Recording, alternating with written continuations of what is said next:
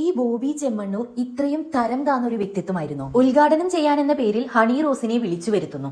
Honey റോസിന്റെ സൗന്ദര്യത്തെ കുന്തിദേവിയുടെ സൗന്ദര്യത്തോടാണ് ബോബി ചെമ്മണ്ണൂർ ഉപമിക്കുന്നത്. ടു ബി ഫ്രാങ്ക്, ബോബി ചെമ്മണ്ണൂരിന്റെ ഉപമിക്കൽ കണ്ടപ്പോൾ ബോബി ചെമ്മണ്ണൂർ പണ്ടെപ്പോഴെങ്കിലും കുന്തിദേവിയെ നേരിട്ട് കണ്ടിട്ടുണ്ടായിരുന്നോ എന്ന് ചോദിക്കാനാണ് എനിക്ക് തോന്നിയത്. ഇത് കഴിഞ്ഞ് ഹണി റോസ് ഒരു നെക്ലേസ് അണിയുന്നുണ്ട്. അപ്പോഴേക്കും ബോബി ചെമ്മണ്ണൂർ ഹണി റോസിന്റെ കൈ പിടിച്ച് അങ്ങ് കറക്കാൻ തുടങ്ങി.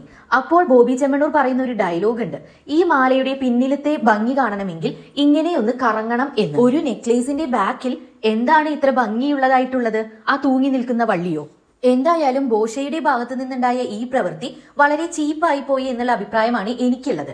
എന്നാൽ ഇവിടെ ഹണി റോസിന്റെ റിയാക്ഷനെ നമുക്ക് രണ്ട് രീതിയിൽ കാണാം. ഒരു തരത്തിൽ പറയുകയാണെങ്കിൽ ഹണി റോസ് അതിനെ ഒരു ചിരിയോടുകൂടി നേരിട്ടു.